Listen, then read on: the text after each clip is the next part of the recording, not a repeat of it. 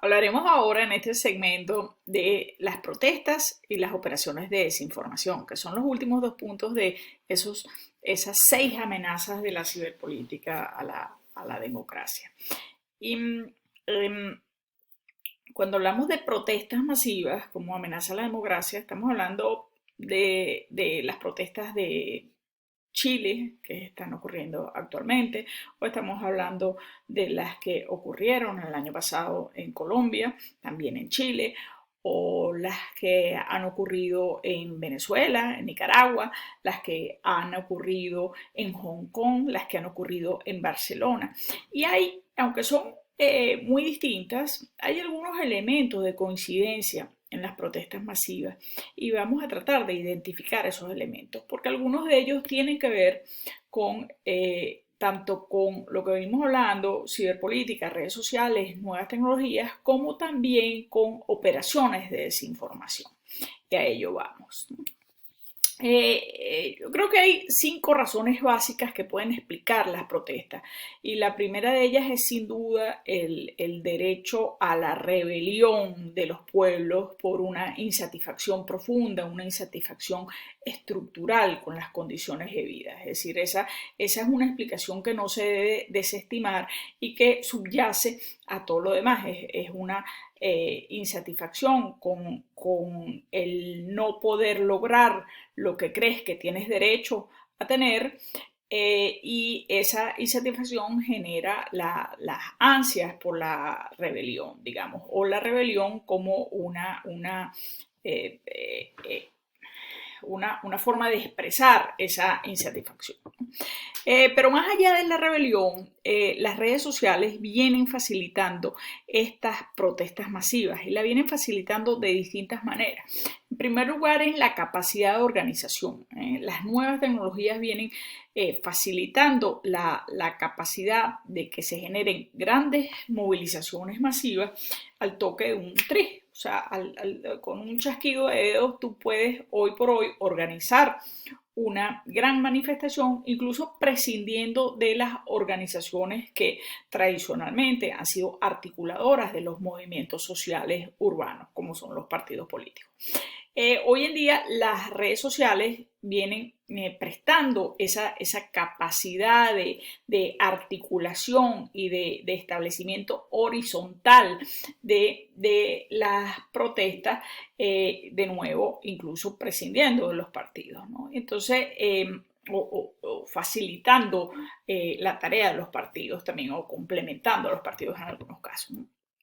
Pero luego hay un elemento de las nuevas protestas o las protestas del siglo XXI que es el aprendizaje. O sea, cuando uno ve las protestas de Hong Kong, ves las protestas de Santiago de Chile y ves las protestas de Barcelona, encuentras que hay unos elementos organizativos que son comunes y que vienen de un aprendizaje de un tutorial de YouTube de cómo poner explosivos o cómo hacer determinada organización a partir de núcleos o de núcleos de guerrilla urbana y ese know-how es compartido de unos grupos a otros y de unas sociedades a otros, pues también con enorme facilidad que no hubiera sido posible sin las facilidades tecnológicas que ofrece el siglo XXI. Pero luego además hay una tercera explicación vinculada a las redes sociales, que es una explicación un poco más antropológica, que tiene que ver con la insatisfacción que genera estar visibilizando continuamente, estar viendo continuamente esa sonrisa perfecta de la que alardeamos en redes sociales o ese momento de felicidad de Instagram o ese menú delicioso que estamos viendo también en Facebook o en Twitter. Entonces es esa exploración, esa invitación a explorar los momentos más satisfactorios del prójimo, digamos esa puerta abierta que nos permite ver qué tan feliz es el prójimo y que comparamos a lo mejor con nuestro momento de infelicidad presente, ¿no? Obviamente hay que decir que en las redes sociales pues se exhiben mucho más los momentos satisfactorios que los insatisfactorios, pero eso puede llevar a generar una insatisfacción entre quienes están apreciándolo, quienes están admirando y un contraste con lo que yo dejé de tener. Una cuarta explicación que considero que es muy importante, pero que se le ha dado mucha menos relevancia en los análisis sobre las protestas, tiene que ver con el carácter lúdico de las protestas y tiene también de alguna manera vinculación con el elemento demográfico. Las protestas son por su propia naturaleza jóvenes y lo lúdico está ineludiblemente ligado a la juventud. Y en las protestas existe un afán competitivo, un juego permanente del bien contra el mal, de la lucha por lo que consideramos justo, pero que genera mucha adrenalina y que de alguna manera adquiere un tono parecido a los simuladores de juegos de video tipo Fortnite, ¿no? Cuando uno observa, por ejemplo, a las protestas chilenas o las protestas de Hong Kong y el uso constante de rayos láser, por ejemplo, es inevitable recordar los elementos lúdicos o los elementos de juego que están haciendo incentivando, digamos, la protesta también por la vía de los incentivos emocionales y emocionantes que puede tener. Luego, la quinta razón tiene mucho más que ver con lo que venimos hablando en relación a la desinformación, porque la quinta razón es el elemento conspirativo de las protestas. Se le ha concedido mucha importancia, pero quizás poca evidencia de lo conspirativo. Puede ser que estén algunos actores no legítimos conspirando para incentivar las protestas en esas sociedades, ¿no? Y esos actores no legítimos, pues básicamente se ha venido atacando al régimen de Maduro y también al gobierno de Rusia, ¿no? Y evidentemente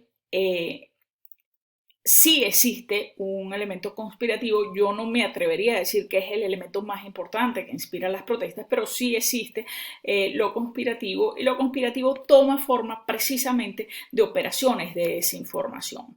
Hay un estudio muy interesante hecho por Alto Analítica que midió la intensidad de uso de redes sociales de las protestas de Chile y de Colombia, y allí podemos ver cómo esa intensidad adquiere un carácter anómalo precisamente en emisores desde Venezuela, es decir, gente que está tuiteando y posteando en redes sociales sobre la protesta, pero que están situados no en Colombia, no en Santiago de Chile, pero en Venezuela.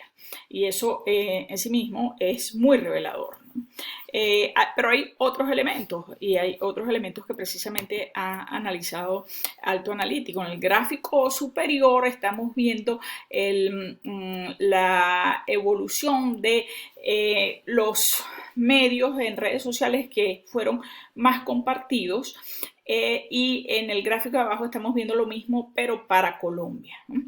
En ambos gráficos tenemos una curva púrpura que se refiere a las acciones informativas y o desinformativas de Russia Today, y tenemos en negro las que son de Telesur.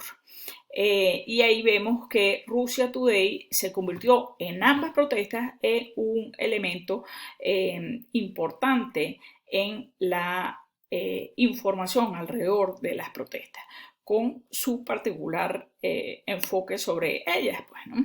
Aquí los tenemos claramente como operadores de desinformación, tanto a Russia Today como Telesur. Sin embargo, Telesur y refiriéndonos a la gráfica anterior con una importancia mucho menor, ¿no?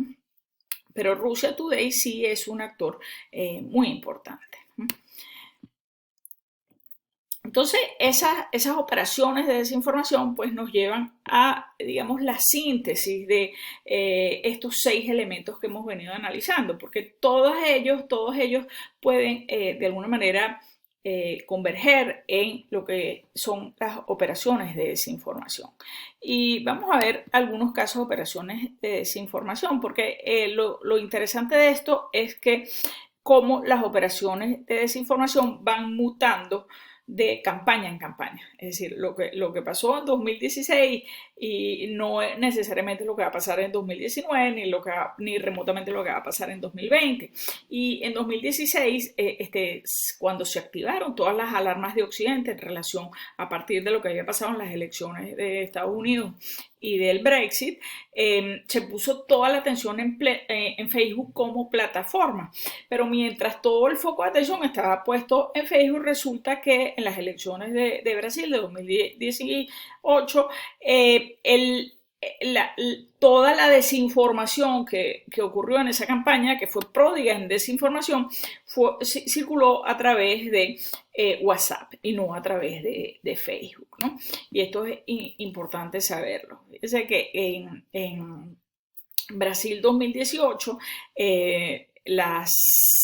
un actor protagónico fundamental fueron las fake news.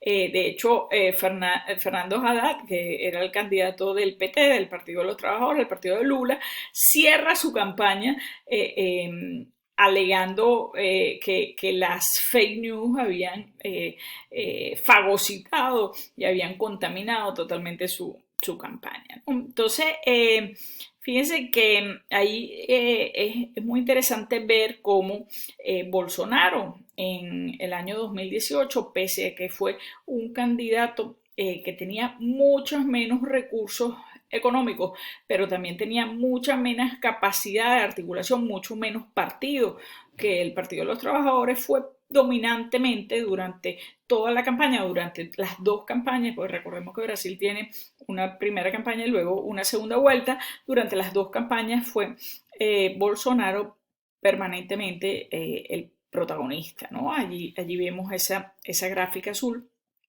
Indica el interés por Bolsonaro en las búsquedas de Google, y mientras que el rojo es Lula y el amarillo es Fernando Haddad, que era el candidato del PT.